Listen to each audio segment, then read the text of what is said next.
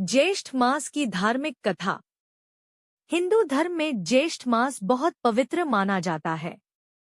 यह महीना भगवान सूर्यदेव, भगवान विष्णु और जलदान के पुण्य से जुड़ा होता है। इस महीने में भीषण गर्मी पड़ती है, इसलिए दान पुण्य, जल सेवा और व्रत का विशेष महत्व बताया गया है। कथा। प्राचीन समय में एक नगर में एक गरीब ब्राह्मण रहता था।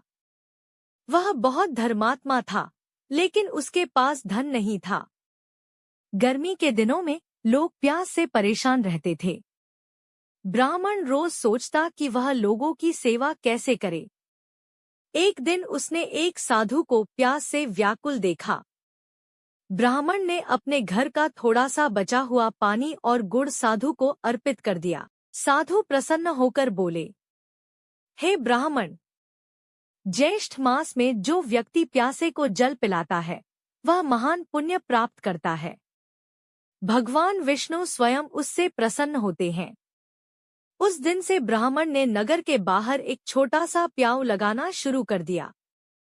वह राहगीरों को ठंडा जल, गुड़ और सत्तू बांटता था।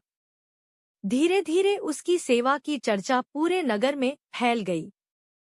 कुछ समय बाद भगवान विष्णु वृद्ध ब्राह्मण का रूप धारण करके उसकी परीक्षा लेने आए। तेज धूप में उन्होंने पानी मांगा। गरीब ब्राह्मण ने श्रद्धा से उन्हें जल पिलाया और चरण स्पर्श किया। तभी भगवान अपने दिव्य रूप में प्रकट हुए और बोले, ज्येष्ठ मास में सेवा, दान और जल पिलाने से मनुष्य के सभी पाप नष्ट हो जाते हैं और उसे सुख समृद्धि प्राप्त होती है। भगवान के आशीर्वाद से ब्राह्मण का जीवन सुखमय हो गया। नगर के लोग भी जलदान और सेवा करने लगे। ज्येष्ठ मास का महत्व। जलदान का विशेष पुण्य मिलता है।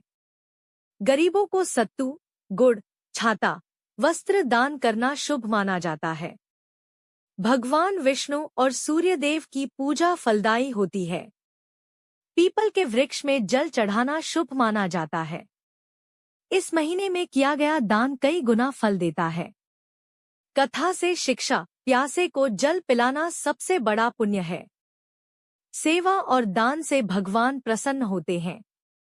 सच्ची भक्ति धन से नहीं, भावना से होती है। जय श्री हरि। जय सूर्य नारायण।